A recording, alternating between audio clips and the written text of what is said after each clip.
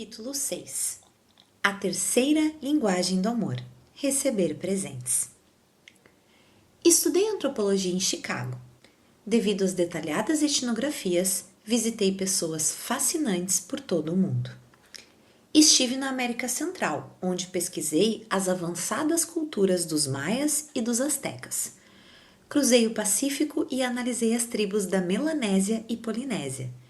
Estudei os esquimós das vegetações das tundras ao norte e os aborígenes ainos do Japão. Examinei os padrões de cultura relativos ao amor e casamento e descobri que em cada cultura o ato de dar presentes faz parte desse processo.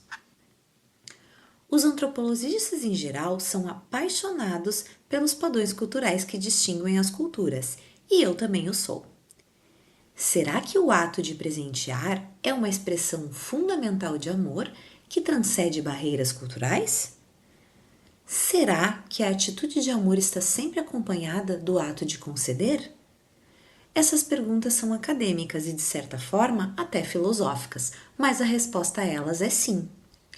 Podemos inclusive notar uma profunda implicação prática nos casais norte-americanos. Fiz uma viagem antropológica de campo à ilha de Dominica. Nosso propósito era estudar a cultura dos índios do Caribe. Foi nessa viagem que conheci Fred. Ele não era do Caribe, mas um jovem negro de 28 anos. Perdera uma de suas mãos com uma dinamite em uma temporada de pesca. Devido ao acidente, teve de abandonar sua carreira de pescador. Ele possuía muito tempo disponível e eu apreciei o fato de poder contar com sua companhia. Passamos muitas horas juntos e conversamos sobre sua cultura. Em minha primeira visita à sua casa, ele me perguntou: Sr. Gary, o senhor aceitaria um suco? Ao que aceitei prontamente. Ele então virou-se para seu irmão mais novo e disse: Pegue um suco para o Sr. Gary. Seu irmão deu-nos as costas, saiu de casa, subiu em um coqueiro e trouxe um lindo coco verde em suas mãos. Fred recomendou-lhe que o abrisse. Com 3 rápidos movimentos de faca, seu irmão furou-o e fez uma abertura triangular na parte de cima. Fred entregou-me o coco e disse: Aqui está o seu suco. O líquido era esverdeado, mas eu o bebi mesmo assim, todinho. Eu o tomei porque sabia que aquela fora um ato de amor. Eu era seu amigo e eu sabia que ali só se oferece suco aos companheiros. Ao final de algumas semanas, quando já se aproximava minha hora de partida daquela pequena ilha, Fred deu-me uma última prova de seu amor. Era uma enorme concha em espiral que ele mesmo havia tirado do oceano. Tinha uma camada que, de tanto ser friccionada pelas rochas, lembrava ao toque uma seda macia. Ele me disse que aquele objeto encontrava-se naquelas praias há muitos anos e gostaria que eu o levasse como recordação daquela bela ilha. Ainda hoje, quando olho para aquela concha, quase posso ouvir o som das ondas do Caribe. Porém, ela é mais do que uma recordação das praias de Dominica. É uma demonstração de amor. Um presente é algo que você pode segurar em suas mãos e dizer: ele pensou em mim, ou ela se lembrou de mim. Antes de comprarmos um presente para alguém, pensamos naquela pessoa. O objeto em si é um símbolo daquele pensamento. Não importa se foi caro ou barato, o importante é que ele seja a prova desse desejo. E não é somente a intenção em nível da mente que se conta, mas o pensamento demonstrado de forma concreta através de um presente que se torna uma expressão de amor. Muitas mães contam histórias de que seus filhos trouxeram-lhe flores do quintal como presente. Elas se sentem amadas, mesmo que seja uma simples flor do jardim delas, que não gostaria que fosse apanhada. Desde muito pequenas, as crianças sentem-se inclinadas a dar alguma coisa a seus pais, e isto é uma boa indicação de que dar presentes é fundamental para o amor. Presentes são símbolos visuais do amor. A maioria das cerimônias de casamento inclui dar e receber alianças. A pessoa que realiza a cerimônia diz: Estas alianças são os sinais visíveis dos elos espirituais que unem esses dois corações em um amor que nunca terminará. Isso não é uma simples retórica. É a expressão de uma significante verdade. Os símbolos possuem valores emocionais. Creio que isso pode ser bem exemplificado quando, perto da desintegração de um casamento, marido e mulher deixam de usar suas alianças. Esse é um sinal muito nítido de que o casamento está em sérios problemas. Certo esposo me disse o seguinte: quando ela tirou sua aliança contra mim e saiu cega de raiva, batendo atrás de si a porta de casa, tornou-se evidente que nosso problema era seríssimo. A aliança ficou no mesmo lugar onde foi jogada durante 2 dias, porque eu não me abaixei para pegá-la. Quando finalmente a apanhei, caí em um pranto convulsivo. As alianças são um símbolo do que o casamento deveria ser. Porém, aquela colocada na palma de mão dele e não no dedo dela funcionava como um lembrete visual de que aquele casamento desmoronara-se. A aliança solitária provocou profundas considerações e emoções naquele marido. Símbolos visuais de amor são mais importantes para uns do que para outros. Por esse motivo, existem os que, após se casarem, nunca mais tiram a aliança, porém também há alguns que nem chegam a usá-la. Essa é outra evidência de que as pessoas possuem linguagens do amor diferentes. Se receber presentes é a sua primeira linguagem do amor, então você dará enorme valor à aliança recebida e usá-la com grande orgulho. Ao longo da vida, outros presentes também serão motivo de grandes emoções. Você verá neles expressões de amor. Sem lembranças como símbolos visuais, o amor do cônjuge poderá até ser questionado. Existem presentes de todos os tamanhos, cores e formatos. Alguns são caros, outros baratos. Para aquela pessoa cuja primeira linguagem do amor é receber presentes, o preço pouco contará, a menos que haja uma enorme discrepância entre o que se deu e o que se poderia oferecer.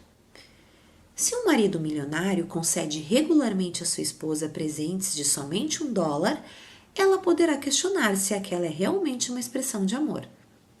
Por outro lado, quando as finanças da família são reduzidas, um presente de $1 significará tanto quanto um outro de $1 milhão.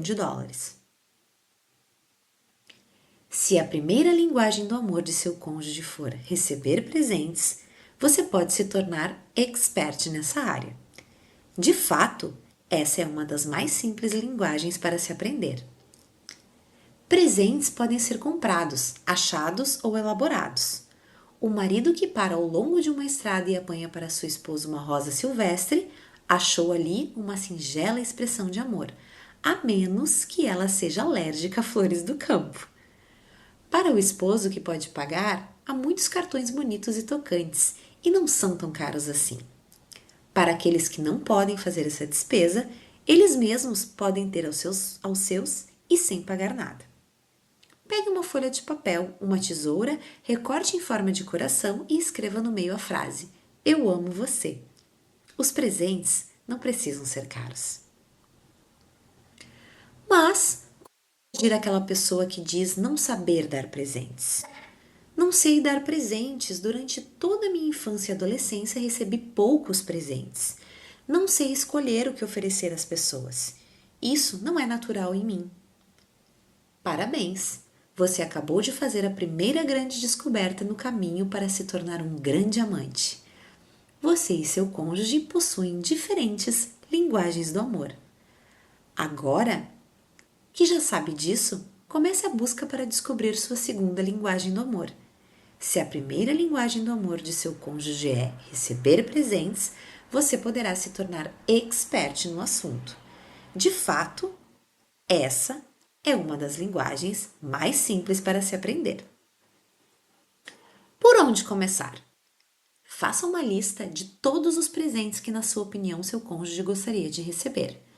Podem ser lembranças já concedidas por você ou outras pessoas da família ou amigos. A lista poderá dar uma ideia dos presentes que seu cônjuge desejaria ganhar.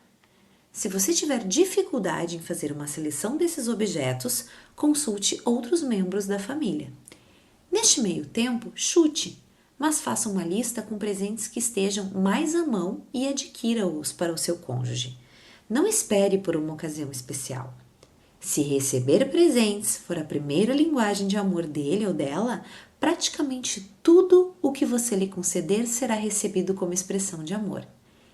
Se ela ou ele for muito crítica em relação aos presentes que você ofereceu no passado, pois muitos deles não foram por ela apreciados, então essa é uma grande dica de que receber presentes, por certo, não é a primeira linguagem de amor do seu cônjuge.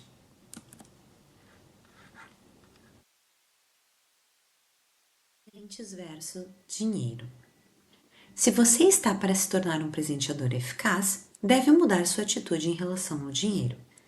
Cada um de nós possui uma percepção individual dos propósitos de nosso salário na vida e temos várias emoções relacionadas à forma como ele é empregado. Alguns se sentem bem quando o gastam, outros, porém, possuem uma perspectiva de economizar e poupar o máximo possível. Em geral, apreciamos o fato de economizar e gastar nosso dinheiro sabiamente. Se você aprecia gastar seu salário, praticamente não terá dificuldade em comprar presentes para seu cônjuge. Porém, se você for tipo mão fechada, sem dúvida experimentará uma resistência emocional à ideia de gastar seu dinheiro como expressão de amor. Você não compra algo nem para si, por que comprar para seu cônjuge? Essa atitude, porém, não revela que você, a bem da verdade, adquira algo para si mesmo. A economia e o investimento de seu dinheiro proporcionam-lhe segurança emocional. Você provê suprimento para sua própria segurança emocional na forma como lida com o seu salário. O que você realmente não faz é suprir as necessidades emocionais de seu cônjuge. Se porventura descobrir que a primeira linguagem do amor dele é realmente receber presentes, então talvez perceba que comprar presentes para ele ou para ela é o melhor investimento que realizará. Você investirá em seu relacionamento e encherá o tanque do amor emocional de seu cônjuge. Com o tanque cheio, ele ou ela corresponderá ao seu amor emocional em uma linguagem que você, por certo, entenderá. Quando as necessidades emocionais de ambos são supridas, o casamento toma uma dimensão totalmente nova. Não se preocupe com seus investimentos. Você sempre será um poupador, mas investir no amor de seu cônjuge será como comprar a ação mais cara da Bolsa de Valores. Presença. Existe um tipo de presente que é intangível e muitas vezes fala mais alto do que qualquer outro que você possa ter nas mãos. Eu o chamo de presente da sua presença, ou presente de si mesmo. Estar ao lado de seu cônjuge quando este precisa de você fala mais alto do que aquele cuja primeira linguagem é receber presentes. Jean disse-me certa vez: meu marido Donald gosta mais de futebol do que de mim. E eu então lhe perguntei: por que você diz isso? No dia em que nosso filho nasceu, ele foi jogar bola. Eu fiquei a tarde toda sozinha, deitada em um leito da maternidade, enquanto ele se divertia com os colegas o tempo todo. Fiquei arrasada. Aquele era um dos momentos mais preciosos de nossas vidas. Queria que os desfrustrássemos juntos. Desejava que ele estivesse ali comigo, mas Dom abandonou-me e foi jogar. Aquele marido poderia ter mandado dúzias de rosas para a esposa, mas elas de forma alguma falariam tão alto quanto se ele estivesse no hospital, ao lado da esposa. Posso afirmar que Jean ficou profundamente magoada com aquela experiência. O bebê tem agora 15 anos e ela ainda fala do ocorrido com todas as emoções presentes, como se tivesse acontecido no dia anterior. Procurei sondá-la com a seguinte pergunta: você baseou sua conclusão de que Dom aprecia mais a futebol do que a você naquela experiência? Não só, mas também. No dia do funeral de minha mãe, ele também foi jogar bola. Mas ele foi ao funeral? Foi, mas assim que a cerimônia terminou, ele foi direto jogar. Eu não podia acreditar. Meus irmãos levaram-me para casa, pois meu marido tinha ido jogar futebol. Mais tarde, tive a oportunidade de perguntar a Dom sobre essas duas situações. Ele sabia exatamente do que eu falava. Eu sabia que ela falaria ao senhor sobre isso. Eu estava lá durante todo o trabalho de parto e também quando o bebê nasceu. Tirei fotos. Eu estava muito feliz e não via a hora de contar para os meus colegas do time a boa notícia. Mais tarde, quando voltei ao hospital, minha bola murchou. Ela estava furiosa comigo. Eu não podia acreditar que era ela quem me dizia todas aquelas coisas horrorosas. Achei que ela ficaria orgulhosa por eu ter prazer em querer dar a boa notícia ao time. A presença do esposo ou esposa em tempo de crise é o maior presente que se pode dar a um cônjuge cuja primeira linguagem do amor seja receber presentes. Ele prosseguiu. E quando a mãe dela morreu? Provavelmente não lhe contou que eu tirei uma semana de férias antes que minha sogra morresse e fiquei o tempo todo entre o hospital e a casa dela, fazendo reparos e ajudando no que era preciso. Após sua morte, terminando o funeral, achei que tinha feito tudo o que podia. Eu precisava de um descanso. Gosto muito de futebol e sabia que um joguinho ajudar-me-ia a relaxar e ia aliviar um pouco a tensão dos últimos dias. Achei que ela compreenderia isso. Fiz tudo o que achei ser importante para ela, mas não foi suficiente. Ela nunca esquecera e sempre jogará na minha cara aqueles 2 dias. Ela diz que eu gosto mais de futebol do que dela. Isso é ridículo. Dom era um marido sincero, que falhou em compreender a tremenda importância de sua presença. A permanência dele era mais importante para ela do que qualquer outra coisa. A presença do esposo ou esposa em termos de crise é o maior presente que se pode dar a um cônjuge cuja primeira linguagem do amor seja receber presentes. A presença física torna-se o símbolo do amor. Retira essa presença e a percepção dessa virtude evapora-se. Durante o aconselhamento, Dom e Jean trataram das feridas e dos ressentimentos do passado. Ela conseguiu perdoá-lo e ele pôde compreender por que sua presença era tão importante para ela. Se a presença de seu cônjuge é muito importante para você, eu o incentivo a expressar-lhe isso. Não espere que ele leia a sua mente.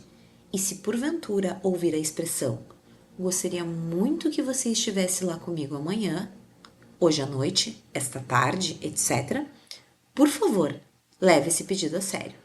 Talvez, de seu ponto de vista, sua presença não seja tão importante, mas se você não atender essa solicitação, poderá comunicar uma mensagem negativa." Um determinado esposo me disse certa vez: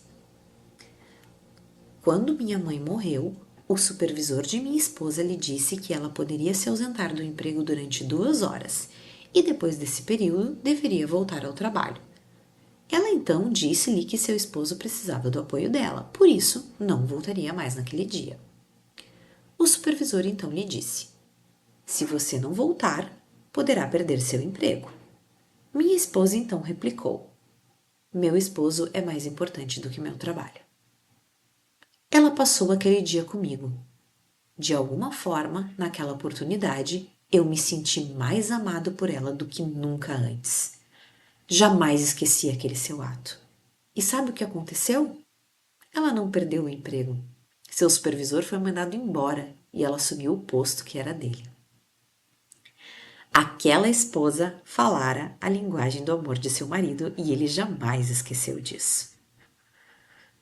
Quase toda a literatura existente sobre o amor indica que em seu âmago encontra-se o espírito da entrega voluntária. Todas as 5 linguagens do amor desafiam-nos a doarmos nós mesmos aos nossos cônjuges. No entanto, para alguns, receber presentes, símbolos visíveis do amor, é o que fala mais alto. A maior ilustração dessa verdade veio de Chicago, onde conheci Jean e Janice. Eles participaram de meu seminário sobre casamento e ficaram encarregados de me levar, na tarde de sábado, ao aeroporto O'Hare. Tínhamos umas 3 horas antes de meu embarque e eles perguntaram se eu gostaria de ir a um restaurante. Como estava com fome, concordei alegremente. E naquela tarde tive muito mais do que uma refeição grátis. Jim e Janice cresceram em fazendas da região de Illinois. Mudaram para Chicago logo após se casarem. Ela me contou um fato ocorrido 15 anos depois do feliz matrimônio e dos 3 filhos. Ela começou a falar assim que nos sentamos. Dr. Champman, o motivo de trazê-lo até o aeroporto foi para partilharmos com o senhor um milagre. Alguma coisa nesta palavra faz-me recuar, principalmente quando não conheço a pessoa que a usa. O que será que vem por aí? Pensei. Ocultando meus pensamentos para mim mesmo, dediquei toda a minha atenção a ela. Eu não sabia, mas estava prestes a levar um choque. Dr. Champman, Deus usou o senhor para fazer um milagre em nosso casamento. Nossa, como me senti culpado. 1 minuto atrás eu questionava o uso da palavra milagre e agora Janice dizia que eu era o veículo daquele milagre. Passei então a ouvir com mais interesse. Janice continuou. Há 3 anos assistimos pela primeira vez um seminário do senhor aqui mesmo em Chicago. Eu estava desesperada. Pensava seriamente em deixar Jim e já havia dito isso a ele. Nosso casamento estava vazio há muito tempo. Eu já tinha desistido. Durante anos eu dizia a Jim que precisava de seu amor, mas ele não esboçava nenhuma reação. Eu amava as crianças e sabia que elas me adoravam também, mas não sentia nenhum amor da parte de Jim. Para ser sincera, naquela época eu praticamente o detestava. Ele era uma pessoa absolutamente metódica. Fazia tudo por hábito. Era tão previsível quanto um relógio e ninguém conseguia alterar aquela rotina. Ela continuou. Durante muitos anos tentei ser uma boa esposa. Eu cozinhava, lavava, passava. Colocava em prática tudo que uma boa esposa deveria realizar. Fazia sexo porque sabia que era importante para ele. Porém, não havia jeito de me sentir amada por Jim. Sentia-me como se ele tivesse deixado de se interessar por mim após o casamento e simplesmente não me valorizava mais. Sentia-me usada e desvalorizada. Quando falei com Jim sobre meus sentimentos, ele simplesmente riu e disse que nós tínhamos um casamento tão bom quanto qualquer outro da vizinhança. Ele não conseguia entender por que eu estava tão infeliz. Lembrou-me então que as contas estavam pagas. Tínhamos uma bela casa, um carro novo e eu podia me dar ao luxo de escolher trabalhar fora ou em casa e deveria estar alegre ao invés de reclamar o tempo todo. Ele nem ao menos tentou compreender meus sentimentos, o que me fez sentir totalmente rejeitada. E foi assim que 3 anos atrás chegamos ao seu seminário. Ela suspirou e prosseguiu. Até então, nunca havíamos participado de nenhum estudo sobre o casamento. Eu não sabia o que me esperava e, sinceramente, minhas expectativas eram negativas. Achei que nunca, nada nem ninguém mudaria Jim. Durante e depois do seminário, ele quase não falou. Aparentemente demonstrou gostar do assunto. Inclusive achou o senhor muito engraçado. Mas não comentou comigo sobre nenhuma das ideias do seminário. Não esperava mesmo que o fizesse e tampouco lhe perguntei alguma coisa. Como já disse, eu já desistira de esperar alguma mudança. Como o senhor bem sabe, o seminário terminou no sábado à tarde. Naquele dia à noite e no domingo, as coisas foram como de costume. Porém, na segunda-feira à tarde, ele chegou do serviço e trouxe-me uma rosa. Fez uma nova pausa para respirar fundo e prosseguiu. Onde você arrumou isso? Eu perguntei. Ele respondeu. Comprei de um vendedor de flores. Achei que você gostaria de ganhar uma rosa. Eu comecei a chorar e agradeci comovida. Logo descobri que ele comprara a rosa de um vendedor em alguma esquina. De fato, eu havia visto um naquele dia, mas isso não me importava, pois o que valia é que ele me trouxera aquela rosa. Na terça-feira à tarde, ele me ligou do escritório e perguntou-me o que eu achava se ele trouxesse uma pizza para jantarmos. Ele pensou que eu apreciaria não cozinhar naquela noite. Disse-me que achava a ideia ótima e ele trouxe aquele lanche para casa. Nós curtimos muito aquela pizza. As crianças também gostaram muito e agradeceram-lhe por tê-la trazido. Dei-lhe um abraço e manifestei minha sincera apreciação por tudo. Fez uma pequena pausa e prosseguiu. Ao chegar em casa na quarta noite, trouxe para cada um de nós e nossos filhos um pacote de biscoitos e uma plantinha para mim.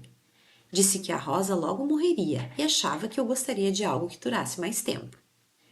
Eu pensei que tivesse alucinações. Não podia acreditar que Jim fizesse aquelas coisas e nem o porquê delas.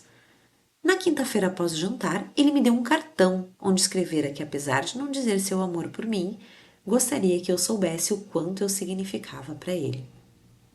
Novamente chorei e, sem relutância, abracei-o e beijei-o.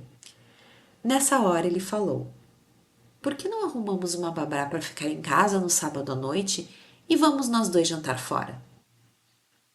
Meio fora de órbita, respondi que seria maravilhoso. Na sexta-feira à noite, ao vir para casa, parou em uma loja de doce e trouxe para cada um de nós um pacotinho com nossos doces preferidos. De novo, ele nos fez surpresa e disse que aquela era nossa sobremesa. Janice parou novamente para dar um profundo suspiro e prosseguiu.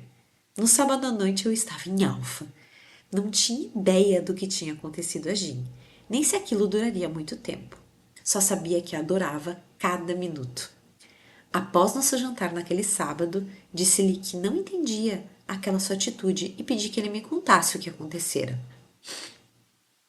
Nesse momento, ela olhou para mim muito séria e disse: Dr. Champman, quero que o senhor entenda exatamente o que ocorreu. Este homem, depois que nós nos casamos, nunca mais me dera flor alguma. Jamais me dedicara um único cartão. Ele sempre dizia que comprá-los era um desperdício de dinheiro, porque você olhava uma vez para os mesmos e depois os jogava fora. Acredite ou não, só saímos para jantar uma única vez em 5 anos. Nunca adquiriu algo para as crianças e esperava que eu comprasse somente o extremamente essencial. Jamais trouxe uma pizza para jantarmos. Esperava encontrar a comida pronta todas as noites ao chegar em casa. Estou, então, desejosa de dizer o que aconteceu foi uma mudança radical de comportamento. Nesse momento, virei-me para Jean e perguntei: o que você respondeu quando ainda no restaurante? Ela lhe perguntou o que acontecera.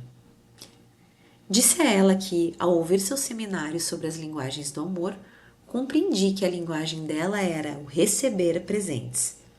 Nessa hora também percebi que há muitos anos não lhe dava uma lembrança sequer. Para ser sincero, creio que não lhe ofereci algo desde nosso casamento.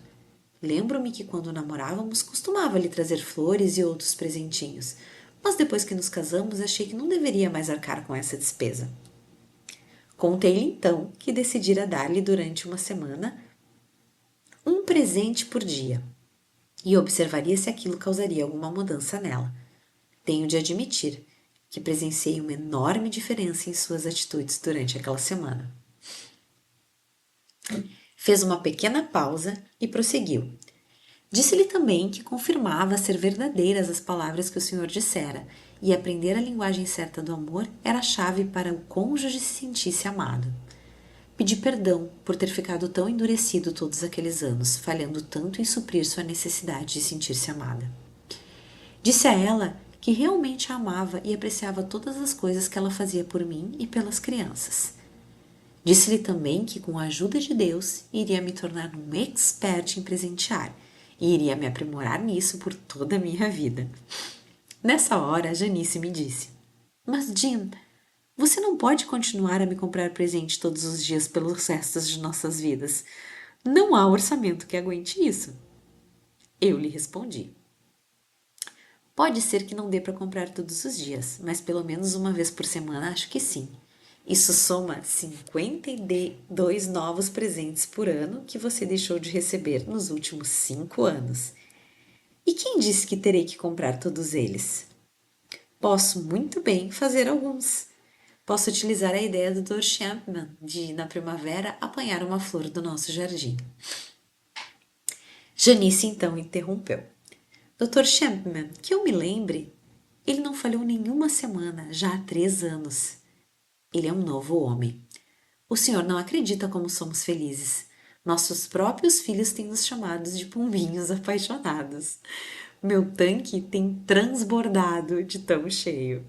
Virei-me então para Jean e perguntei: E quanto a você, Jean? Também se sente amado por Janice? Eu sempre me senti amado por ela, Dr. Champman. Ela é a melhor dona de casa do mundo. Cozinha como ninguém. Minhas roupas estão sempre limpas e passadas. Ela é ótima para lidar com as crianças. Sei que ela me ama. Ele sorriu e continuou. Minha linguagem do amor está muito óbvia para o senhor, não é? Concordei com ele e também com ela ao lembrar da palavra milagre utilizada ao início de nossa conversa. Não é necessário que os presentes sejam caros e oferecidos semanalmente. Para algumas pessoas, o valor deles nada tem a ver com o preço, mas sim com o amor implícito. No capítulo 7, deixaremos mais clara a linguagem do amor de Jean.